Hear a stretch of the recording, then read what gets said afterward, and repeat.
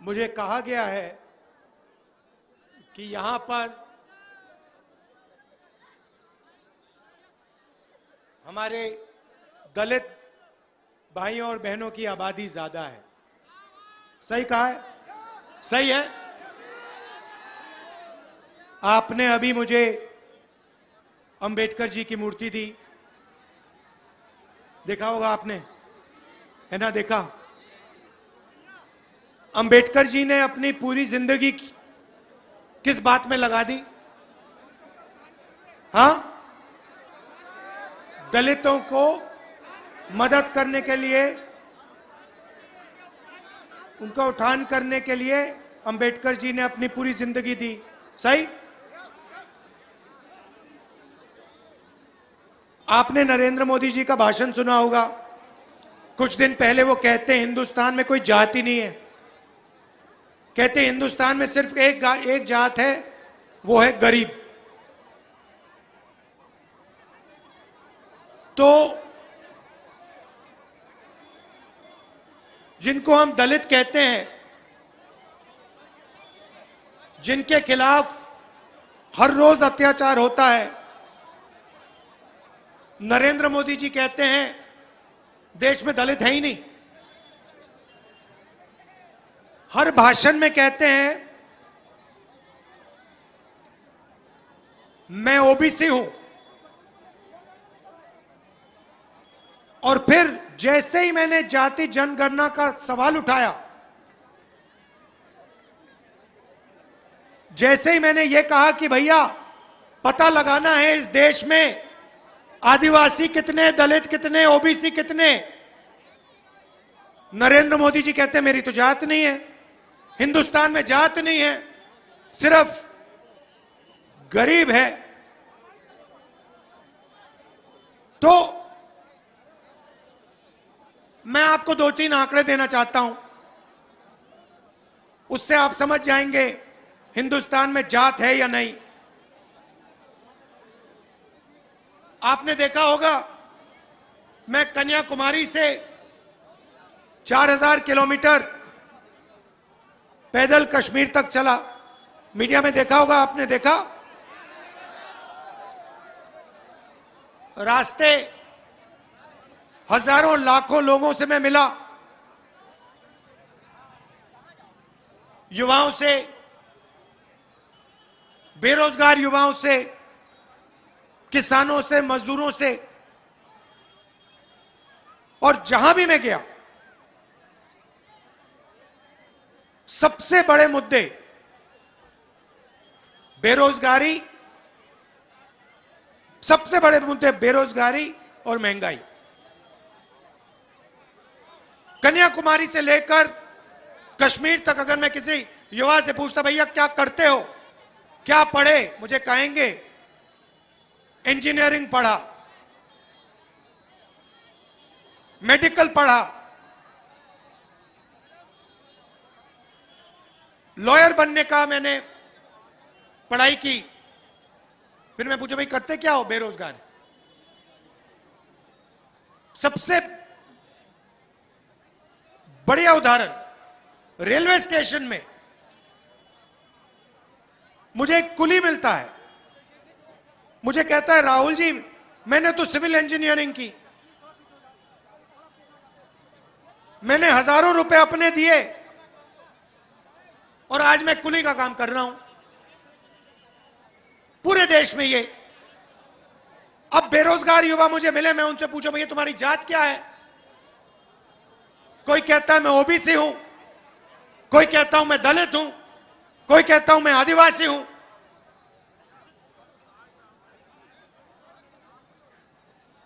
जाति जनगणना से क्या फायदा होगा?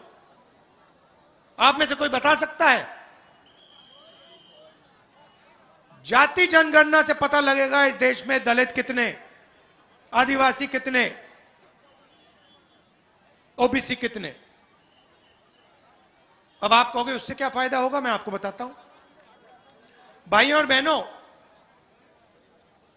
मध्य प्रदेश की सरकार को, दिल्ली की सरकार को कौन चलाता है? हाँ, ये बात पकड़िए। ये बात पकड़ गया। अदानी अंबानी चलाते हैं। और यहां का जो बजट होता है, मध्य प्रदेश का बजट होता है, हर साल मध्य प्रदेश की सरकार उसको खर्च करती है ना करती। हिंदुस्तान का बजट है, हिंदुस्तान के बजट को हिंदुस्तान की सरकार हर साल खर्च करती है। भाइयों और बहनों, हिंदुस्तान का जो बजट है ये किस चीज में खर्च होता है? ये 90 अफसर निर्णय लेते हैं। उनको हम secretary to government of India कहते हैं, और वो हिंदुस्तान की सरकार को चलाते हैं। आप ये मत सोचिए कि एमपी एमएलए सरकार चलाते हैं, नहीं, गलत है। सरकार को नरेंद्र मोदी, दिल्ली की सरकार को नरेंद्र मोदी और 90 अफसर चलाते हैं, और मध्य प्रदेश को शिवराज चौहान और 53 अफसर चलाते हैं। सही? हर बच्चा आईएएस में जाना चाहता है। क्यों? क्योंकि वो जानता है अंत में सरकार को आईएएस अफसर चलाते हैं। तो छोटा सा सवाल, आपसे सवाल, दिल्ली की सरकार को 90 अफसर चलाते हैं, सही? बजट में जो भी पैसा खर्च होता है, जैसे यहां पे मैं जानता हूं आपकी स्वास्थ्य की सेवा ही नहीं है, ट्रेन से आपके लोग नागपुर जाते हैं इलाज के लिए, तो जो भी बजट में खर्च होता है ये 90 लोग निर्णय लेते हैं। स्वास्थ्य के लिए कितना पैसा जाएगा? 90 लोग। सेना के लिए कितना पैसा जाएगा? 90 लोग। सड़क के लिए कितना पैसा जाएगा? 90 लोग। किसानों को क्या दिया जाएगा? 90 लोग। अब मैं आपसे पूछना चाहता हूं, 90 लोगों में से जो दिल्ली की सरकार को चलाते हैं, उसमें से दलित कितने? दलित कितने? भाइयों और बहनों, मैं आपको बताता हूं, अगर हिंदुस्तान की सरकार 100 रुपए खर्च करती है, मतलब अगर बजट का 100 रुपए खर्च होता है, तो दलित अफसर 1 रुपये का निर्णय लेते हैं। एक मतलब 100 रुपए में से दलितों की भागीदारी 1 रुपया। और अगर 90 अफसर हैं तो 90 में से 3 अफसर दलित। चलिए दलितों को छोड़ते हैं, ओबीसी की बात करते हैं, और हिंदुस्तान की सरकार को छोड़िए, मध्य प्रदेश की सरकार की बात करते हैं। मध्य प्रदेश का बजट जो है तकरीबन 3 लाख करोड़ रुपए का है। 53 अफसर इस बजट को बांटते हैं। इस कस्बे में कितना पैसा आएगा, आपके स्वास्थ्य के लिए कितना पैसा आएगा, आपके बच्चों की शिक्षा के लिए कितना पैसा आएगा, ये 53 अफसर शिवराज चौहान जी के साथ निर्णय लेते हैं। भाई और बहनों, मजे की बात सुनिए, मध्य प्रदेश के 53 अफसरों में से पिछड़े वर्ग का सिर्फ 1 अफसर है। मोदी जी कहते हैं मध्य प्रदेश की सरकार ओबीसी की सरकार है। 53 अफसरों में से 1 अफसर ओबीसी वर्ग का है। और आप जानते हो यह अफसर बजट में से कितने प्रतिशत का निर्णय लेता है? कोई जानता है? 0.1। मतलब ओबीसी की सरकार है। मोदी जी कहते हैं ओबीसी की सरकार है, ओबीसी का चीफ मिनिस्टर। और 100 रुपए में से 33 पैसे का निर्णय ओबीसी अफसर करते हैं। ठीक से सुनो, नरेंद्र मोदी कहते हैं ओबीसी की सरकार है और भागीदारी आपकी 100 रुपए में से 33 पैसे की है। 100 रुपए में से 33 पैसे की। और दिल्ली की सरकार में 100 रुपए में से दलितों का 1 रुपया। और फिर ये लोग कहते हैं कि ओबीसी की सरकार है, दलित तेजी से आगे बढ़ रहे हैं। इसलिए मैंने कहा कि देखिए, दूध का दूध पानी का पानी कर देते हैं। कैसे करेंगे? आपको कभी चोट लगी है? लगी? किसी के यहां पे टांग टूटी कभी? आपकी?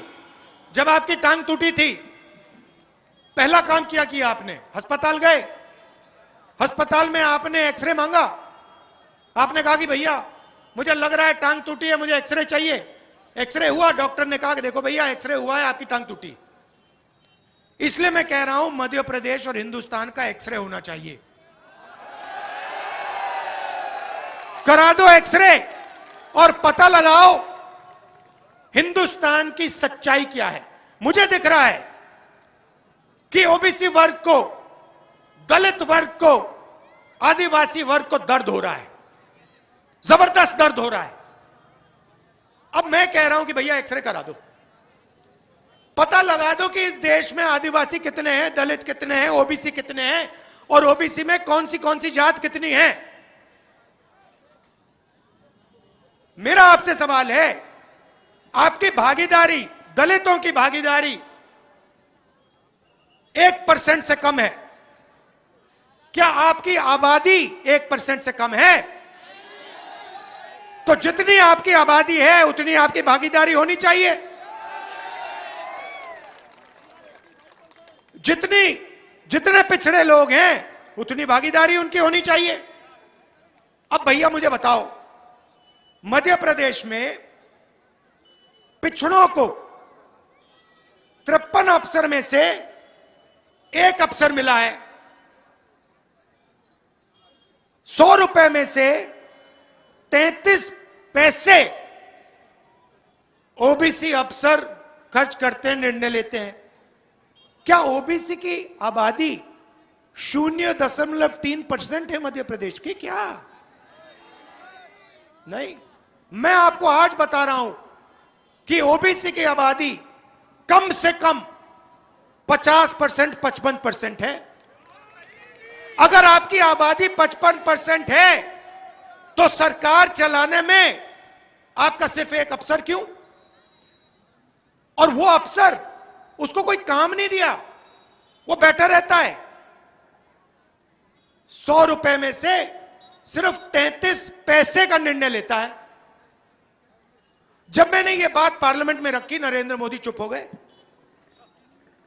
कहते हैं, पहले कहते थे मैं ओबीसी जात का हूं, हर मीटिंग में कहते थे ओबीसी जात का। मैंने कहा भैया आप ओबीसी जात के हो, सब कुछ ठीक है, आप हवाई जहाज में उड़ते हो, हर रोज नए कपड़े पहनते हो, ओबीसी जात का आपने फायदा तो उठा लिया, चुनाव जितवा लिए, मगर जब ओबीसी जात की भागीदारी की बात आती है तो आप कहते हो हिंदुस्तान में कोई जात नहीं, ना कोई दलित, ना कोई आदिवासी, ना कोई ओबीसी। वोट लेने जाते हो, कहते हो भैया मैं ओबीसी हूं।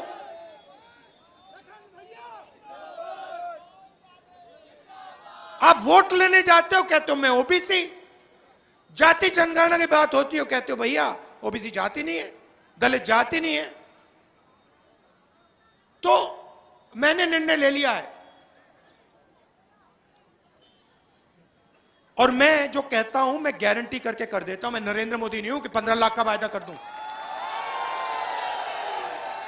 मैं आपको बता रहा हूं मैं आपको बता रहा हूं, हिंदुस्तान का एक्सरे जाति जनगणना होने वाला है, हम करेंगे। नरेंद्र मोदी करे ना करे मैं नहीं जानता, हम उन पे दबाव डाल रहे हैं, कर दें तो अच्छा है, नहीं करे तो मध्य प्रदेश में भी कांग्रेस पार्टी की सरकार करेगी और हिंदुस्तान में भी कांग्रेस पार्टी की सरकार करेगी। और फिर जो आपका हक बनता है, जो ओबीसी युवाओं का हक बनता है, दलित युवाओं का हक बनता है, आदिवासियों का हक बनता है, वो हक हम आपको दिलवा देंगे। मतलब मजाक बना रखा है। रोज कहते हैं ओबीसी की सरकार है और आपकी कोई भागीदारी नहीं है। नफरत फैलाते हैं, बात समझिए आप, नफरत फैलाते हैं, एक धर्म के लोगों को दूसरे धर्म से लड़ाते हैं, एक जात को दूसरी जात से लड़ाते हैं, मगर जो भागीदारी ओबीसी वर्ग की, दलित वर्ग की, आदिवासी वर्ग की होनी चाहिए वो नहीं मिलती। और आप जानते हो यहां पे मध्य प्रदेश में सबसे ज्यादा बेरोजगारी है। यहां पे बेरोजगार युवा हैं, हाथ उठा के दिखाओ, ये देखो, मजा देखो, ये देखो, ये है शिवराज चौहान जी का कमाल।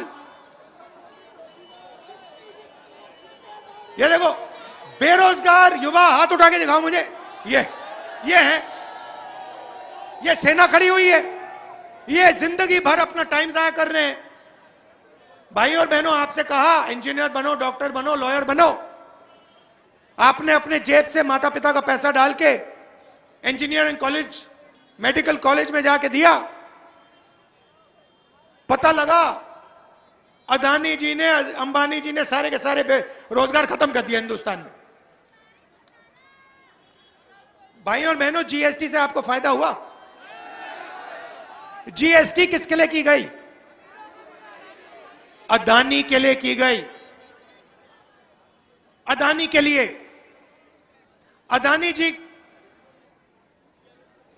आप बिजली का प्रयोग करते हो ना, आप एक का बात समझ लो, जैसे ही आप वो स्विच ऑन करते हो ना घर में, वैसे ही अदानी जी के जेब में पैसा जाता है डायरेक्ट। मैं बताता हूं कैसे। अदानी जी ऑस्ट्रेलिया से कोयला खरीदते हैं, ठीक है? ऑस्ट्रेलिया से यहां आते आते कोयला का दाम डबल कर देते हैं। वहां खरीदते 100 रुपए का है, यहां आते आते दुगना हो जाता है, ठीक है? और फिर जो वहां से अदानी जी फायदा लेते हैं, आप बिजली के बिल जो बढ़ता है, वो पैसा आपके जेब से निकलकर सीधा अदानी जी की जेब में जाता है। और उदाहरण चाहते हो और देता हूं। यहां पे मध्य प्रदेश में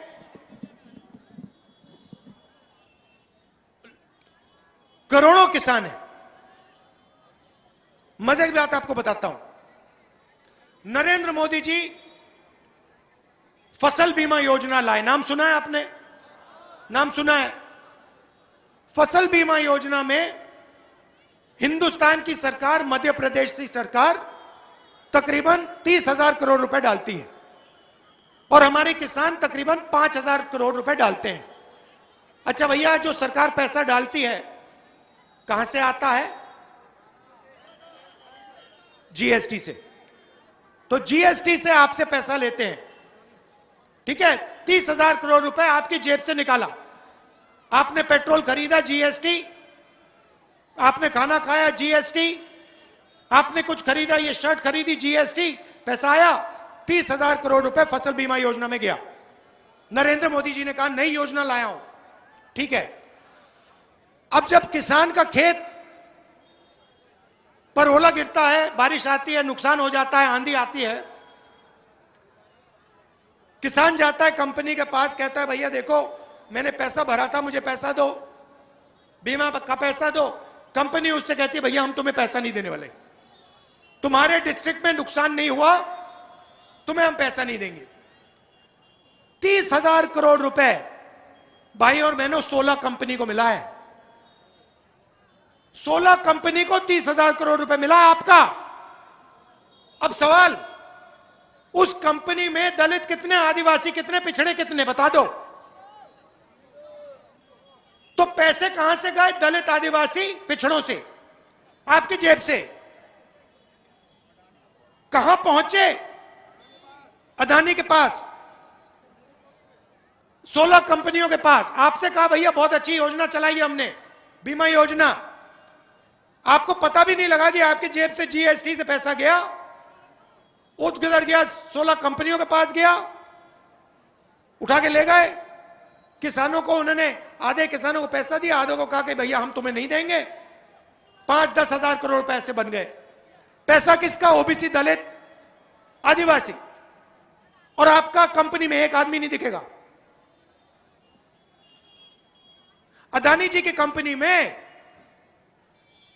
पिछड़े, दलित, आदिवासी कितने काम करते बता दो मुझे। उनके मैनेजमेंट में कितने दलित हैं, कितने आदिवासी हैं, कितने ओबीसी हैं? एक नहीं मिलेगा आपको। मोदी जी, अगर हिंदुस्तान में जात नहीं है तो अदानी जी की कंपनी में ओबीसी क्यों नहीं दिख रहे, दलित क्यों नहीं दिख रहे, आदिवासी क्यों नहीं दिख रहे? बहुत बढ़िया सच्चाई है भैया, सच्चाई बढ़िया होती है। अब मध्य प्रदेश में क्या हो रहा है मैं आपको बताता हूं। बलात्कार का कैपिटल है। यस, 11 साल की बच्ची का बलात्कार होता है, रेप होता है यहां पे। कहां पे? उज्जैन में। पूरा देश जानता है। बेरोजगारी का कैपिटल, बलात्कार का कैपिटल। अच्छा, आपने वो वीडियो देखा, वो मंत्री का बेटा जो है, क्या नाम है उसका, तोमर वाला वीडियो देखा आपने? देखा? अच्छा एक बात बताओ, तोमर जी का वायरल वीडियो आपने देखा? बेटे का वीडियो देखा? मैंने भी देखा। वो वहां पे कभी 15 करोड़ की बात हो रही है, कभी 100 करोड़ की बात हो रही है, कभी 25 करोड़ की बात हो रही है, कभी यहां पैसा ट्रांसफर करो, वहां पैसा ट्रांसफर करो, इधर पैसा ट्रांसफर करो। देखा ना आप सबने? मोदी जी ने इसके बारे में कुछ बोला? क्यों? मोदी जी ने इंक्वायरी कराई? मोदी जी ने सीबीआई भेजी, ईडी भेजी, इनकम टैक्स डिपार्टमेंट भेजा? क्यों नहीं? तो चाहे वो व्यापम हो, चाहे वो ये क्या नाम है लड़के का, तोमर हो, कोई भी स्कैम हो मध्य प्रदेश में, कोई भी भ्रष्टाचार हो, नरेंद्र मोदी जी कुछ शब्द नहीं, एक शब्द नहीं बोलेंगे, एक शब्द नहीं निकलेगा। मोदी जी एक काम कीजिए, CBI, ED, income tax department को वो वीडियो दिखा दीजिए ना तोमर जी का। पता नहीं शायद उन्होंने देखा नहीं है, बाकी हिंदुस्तान को दिख गया। सीबीआई, ईडी, इनकम टैक्स को नहीं दिखा। अच्छा एक और वीडियो आपने देखा होगा, आपने वो वीडियो देखा जिसमें एक आदिवासी युवा खड़ा है, उस पर बीजेपी का नेता पेशाब कर रहा है? देखा ना? बीजेपी का नेता रीवा में, सिद्धि में, सॉरी, बीजेपी का नेता सिद्धि में आदिवासी युवा के ऊपर पेशाब करता है। नरेंद्र मोदी जी कहते हैं हिंदुस्तान में जाति नहीं है। आपने कभी बीजेपी के नेता को किसी जानवर पर पेशाब करते हुए देखा है? नहीं, मैंने तो कभी नहीं देखा। मगर वही नेता आदिवासी युवा पर पेशाब करके वीडियो को वायरल कर रहा है। दलितों पर सबसे ज्यादा अत्याचार इस प्रदेश में है। आप बताओ, मुझे बताओ, क्या मध्य प्रदेश में दलितों के खिलाफ अत्याचार नहीं है क्या? तो जब नरेंद्र मोदी जी कहते हैं कोई जात नहीं है, सिर्फ गरीब है, तो आपका अपमान कर रहे हैं। जात है, दलित है, दलित लड़कियों पर अत्याचार है, मध्य प्रदेश में है, सबसे ज्यादा है। आदिवासी हैं, आदिवासी पर यहां पेशाब किया जा रहा है, नेता पेशाब कर रहे हैं, वीडियो वायरल कर रहे हैं। क्या मतलब है कि जात नहीं?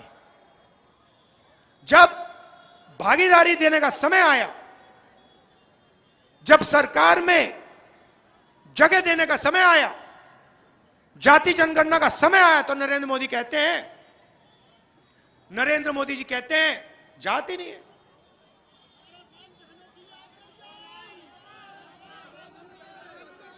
और पूरा मध्य प्रदेश जानता है यहां पे क्या हालत है। मुझे गाड़ी में बता रहे थे कि यहां से ट्रेन जाती है, बीमार लोगों को ले जाती है नागपुर, वहां पे इलाज होता है।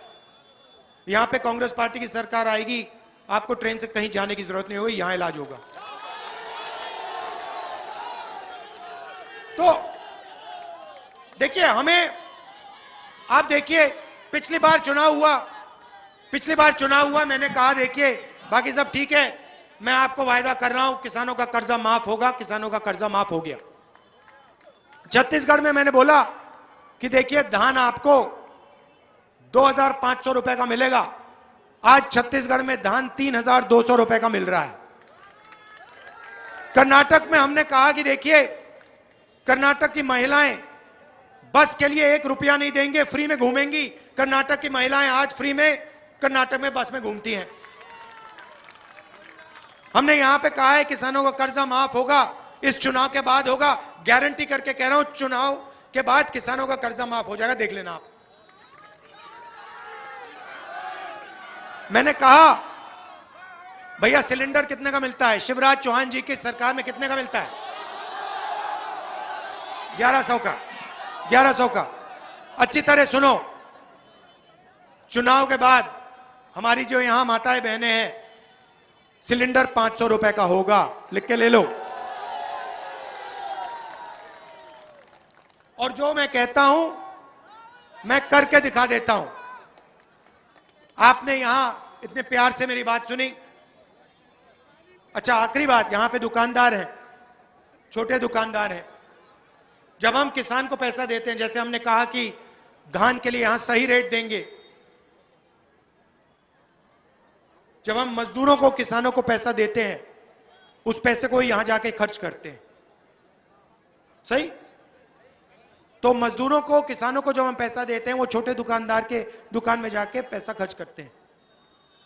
मजदूरों का फायदा होता है, किसानों का फायदा होता है, इनका फायदा होता है। अब मैं इनसे पूछता हूं, जीएसटी से आपका फायदा हुआ, आपका नुकसान हुआ? आपको एक दुकानदार नहीं मिलेगा जो आपको कहेगा हाँ भैया जीएसटी से मुझे फायदा हुआ। नोटबंदी से इनका नुकसान हुआ, जीएसटी से इनका नुकसान हुआ, किसान बिल से इनका नुकसान होता है। क्यों? किसान बिल आपने, मोदी जी लाए, हमने रोक दिया, कैंसिल कर दिया, उसको रद्द कर दिया। मगर अगर उनका किसान बिल चल गया होता, किसान के जेब में पैसा नहीं जाता, मजदूर के जेब में पैसा नहीं जाता, इसका नुकसान हो जाता। तो हमारी सरकार जो है किसानों को, मजदूरों को, छोटे व्यापारियों की मदद करती है। अच्छा, यहां जो बेरोजगार युवा हैं, आप बेरोजगार क्यों हो? आपने कभी सोचा? मोदी के वजह से, शिवराज के वजह से। क्यों? मैं आपको बताता हूं। देश को, प्रदेश को रोजगार छोटे दुकानदार देते हैं, छोटे व्यापारी देते हैं, स्मॉल मीडियम बिजनेस वाले देते हैं, ठीक है? अदानी जी, अंबानी जी, ये लोग देश को रोजगार नहीं देते हैं। ये बहुत कम लोगों को रोजगार दे पाते हैं। ये जो हैं, जो छोटे कारखाने चलाते हैं, स्मॉल स्केल मैन्युफैक्चरिंग करते हैं, दुकान चलाते हैं, ये लोग देश को रोजगार देते हैं। नरेंद्र मोदी जी की सरकार ने, शिवराज चौहान जी की सरकार ने इन लोगों की रीढ़ की हड्डी तोड़ दी है। कैसे? जीएसटी और नोटबंदी से। जब तक, मैं आपको बता रहा हूं, आप लोग जब तक इस देश के छोटे दुकानदार, छोटे व्यापारी, small scale manufacturing unit, medium scale manufacturing unit अपने पैरों पर नहीं खड़े होंगे, तब तक आप सब लोग बेरोजगार मिलोगे। तो यह बदलाव हम लाना चाहते हैं। हमारा फोकस किसान, मजदूर, छोटे व्यापारी, small scale business, small scale manufacturing, medium scale manufacturing पे है। हम बैंक के दरवाजे इन लोगों के लिए खोल देंगे। और आज जो यहां पे लोग, युवा हाथ उठा के कह रहे हैं हम बेरोजगार हैं, 5 साल बाद हम आएंगे, यही सवाल मैं फिर से पूछूंगा, दिखेंगे नहीं आपको हाथ?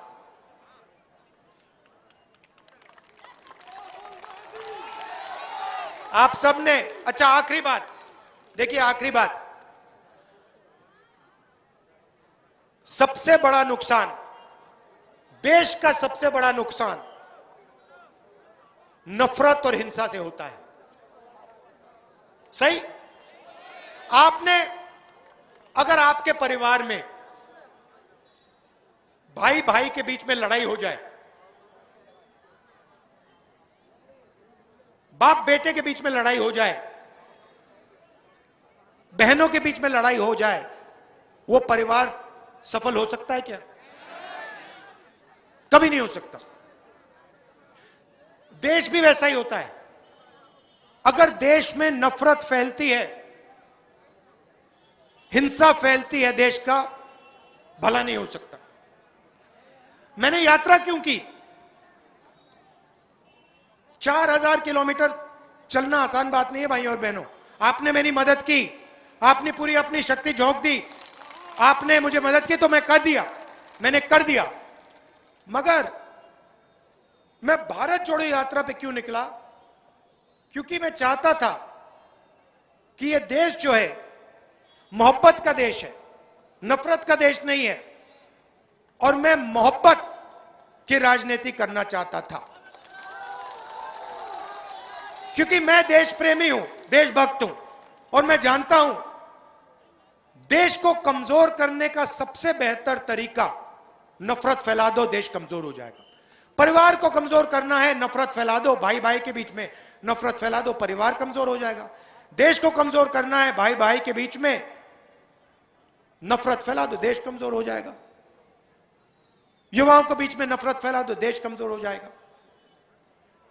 इसलिए मैंने नारा दिया, सबसे अच्छा नारा, हिंदुस्तान के भविष्य के लिए सबसे अच्छा नारा, नफरत के बाजार में मोहब्बत की दुकान खोलनी है। और यात्रा से बहुत फायदा हुआ, बहुत लोग जुड़े, नफरत मिटी। और अब एक दूसरा बड़ा सवाल हमारे सामने है, जो इस मीटिंग में मैंने आपसे कहा, भारत जोड़ो यात्रा से देश जुड़ा, नफरत मिटी, भाईचारा बढ़ा। अब देश के सामने एक सबसे बड़ा सवाल है, और वो सवाल यह है कि क्या इस देश में पिछले वर्गों को, दलितों को, आदिवासियों को न्याय मिल रहा है, हां या ना? यह सवाल है। और अगली लड़ाई, जो मैं जाति जनगणना की बात कर रहा हूं, वो शुरुआत है।